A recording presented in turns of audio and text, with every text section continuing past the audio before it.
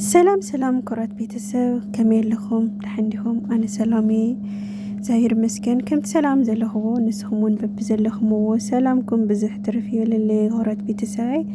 نالو ما عندون بحدش فيديو حزر زبالة حيزة مزيان لهو اسكا مجرشات خطاتلني ياو حدشتي نتانالي حدشتي نزخونكم سبسكرايب بمقوار بيتسو هنو حدشت نزيغونكم نبرات نتخونكم دما كم تلو رئيتكم أي فلين خلقكم يدلي خورات بيت سبي انت فاتهم ودما نابوزحات شير بالولي مالتيو شير بالولي ناخل نخوصح لا يكون أي ترسعو كوراتي هنا لما انتي ياو كنايل اللي أليكسي هوني حزر زالت صحفتي كقصيف بزرخو خوا تطقمنا يازل هو نجريانا اسكع مجرشة حاولهم نتنحو كوراتي أو هيوتنا كنستوعلهم النجبا نجرات يا التول ياو أستوعلي ليل جن أو هيوتنا بقى خنجنزوم خنجورم زجبنا نجراتي يوم مالتي هوراتي كواتهم ياو حزر بيلس كعسرت حمشته نتعتات تحيزلكم مزيالهم نشتنون تنتنا بلغ نقركم ينا يا اسكع مجرشات خطاتلوا قصر حدا تعيتول سب مالت بعر أي سلاسي استفترة فطور سلازخونة تنع أسوخونة كتوقايو مسال يبلكان بحقي سب بعر أي مسال استمثل سلازخونة كتنا أسو ويكعا كتوقانيو يبلكان بحقي مالتي سب بتعمي سب خما خاسب سلالخونه كابخا بتحت غيرخا وي كابخا انتن غيرخا كتنا أسو يبلكان أخورو كتل كلو كان يولز سب مالتيو غزر خلتا سب كل سب نناتو صباغه تفطرون وهبتن علوو سلازي بناي جزياوي تأجمو أيتر حقه أنت خيل خان حق الزو بحقي زياون تخكليا حد سوات النينا بتعمي أنا كابزوم زنقات من النجارات كابزر يوم نجارات أو هيوتيون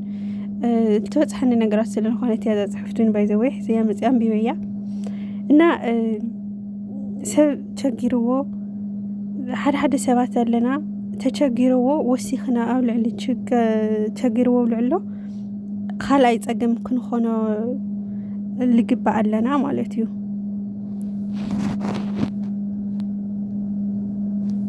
إنه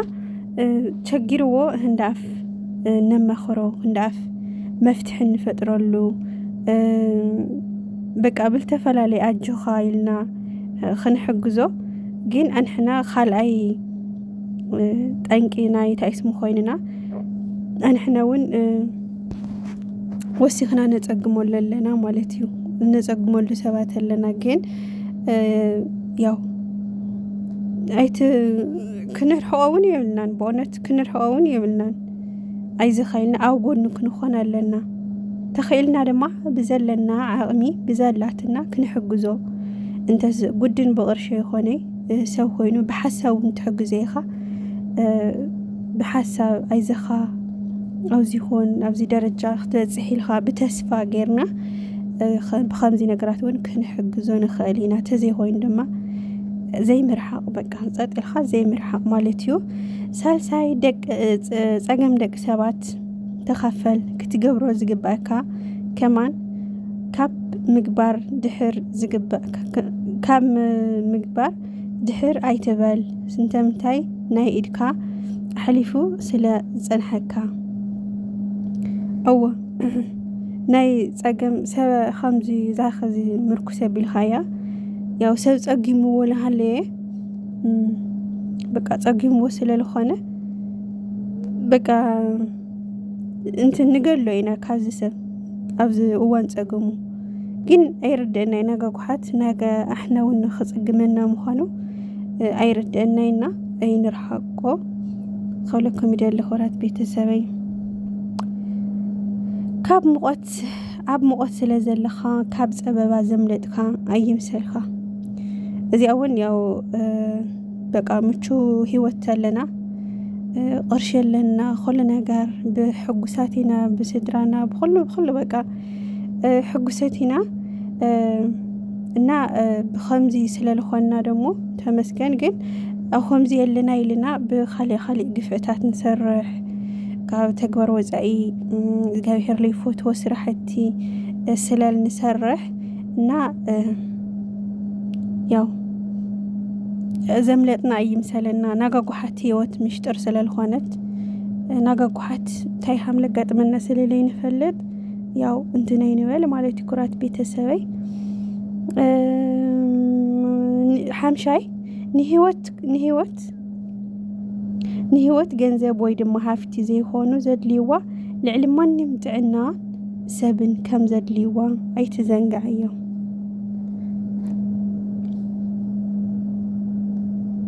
ያው ብሓቂ ንህይወት ሰብ ገንዘብ ወይ ድማ ሃፍቲ ዘይኮነ ያው ልዕሊ ኩሉ ጥዕና እዩ ኩራት ቤተሰበይ ቅርሺ ሃለየካ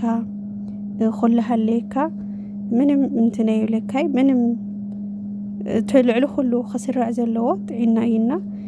ፀጋ ጥዕና ይዓድለና ፈጣሪ ኩራት ቤተሰበይ ከምኡውን ሰብ የድልየካ እዩ ካብ ዝተፈላለዩ እንተስ ተበሳጭና እንተስ ብዝኾነ ነገራት ካብ ሰባት ክንርሕቕ ንሙክር ግን እቲ ንዓና ዘድልየና ግን ሰብ እዩ ማለት እዩ ዝሕግዘና ብፅቡቅ ኩነታት ሰብ ዝፅቡቅ እውን መጥፎ እውን ስለዝኾነ ግን ሰብ ከድልየና እዩ ስለዘድሊ ሰብ ስለለድልየና ሻድሻይ ሳያ ማለት እዩ ኩራት ቤተሰበይ ሻብዓይ ፀዋር ሰብ ኮን ምክንያቱ እዚ ሒዝና ዘሎ ስደት ብትዕግስቲ ጥራይ ስለዝሰዓር ያው ብሓቂ ስደት ብትዕግስቲ እምበይ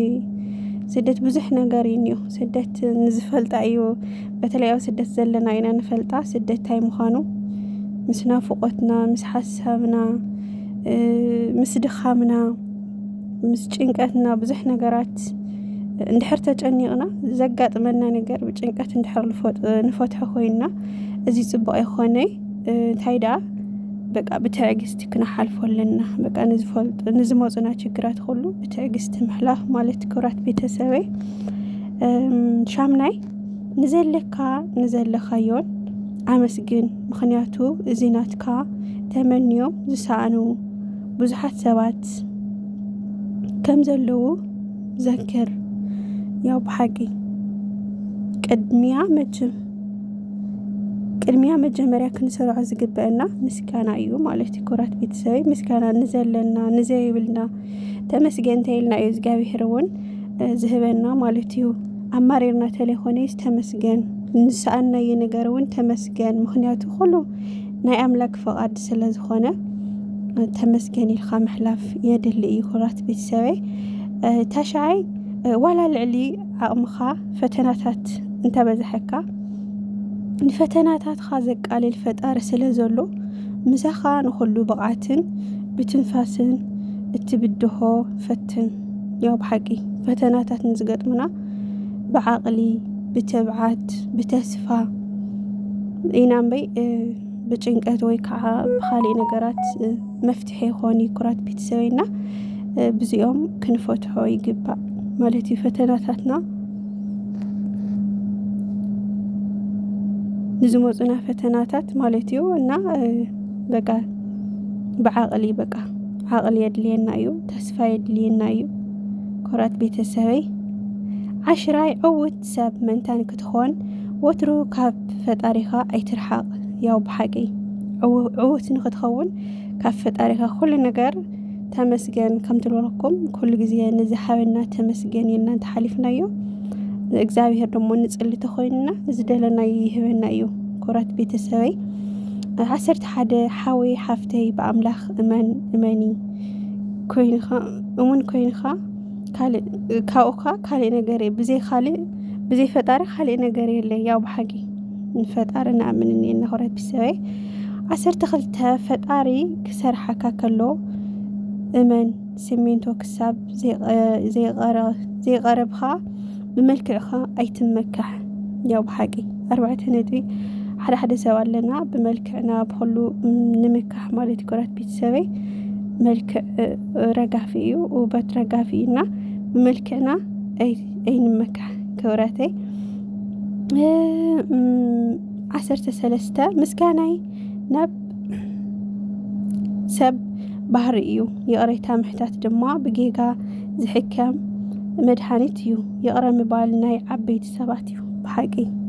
ይቕረ ምባል ናይ ሰነፋት ይኾኒ ናይ ዓበይቲ ኩራት ቤተሰበይ ይቕረታ ተይልኻ ዋላ እኳ በደለኛ ብኹን ግን ይቕረይታ እቲ ዝዓበየ እንትን እዩ ማለት ኩራት ቤተሰብ ዝዓበየ ሃፍቲ እዩ ይቕረይታ ምሕታት እና ይቕረይታ ክንሓትት ኣለና ተበዲልና እውን ተዘይበድልና እውን ይቕረሊ እግዚአብሔር ስለልኾነ ያው ይቕረተይልና የንሕና እውን እግዚአብሔር እውን ይቕረኸልና ዝኽእለና ይቕረይታ ዝዓበየ ሃፍቲ እዩ ኩራት ቤተሰበይ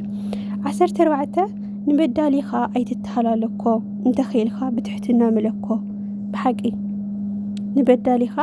ኣይትተሃላለኮ እንተኺልኻ ብትሕትና ምለኮ ብሓቂ ኩራት ቤተሰበይ ጸላእየ ከምዚ ገይሩ ኣነ ለከምዚ ገብር የተለይኾነ ስሕማቅ ገይሩ ኣነ ለሕማቅ ክገብሮ የተዘይኾነ ሕማቅ ናገብረካ ናሃለየ ብጽቡቕ ነገር ተኸይድኻዮ እሱውን ናው ጽቡቕ ነገር ስለልኻድ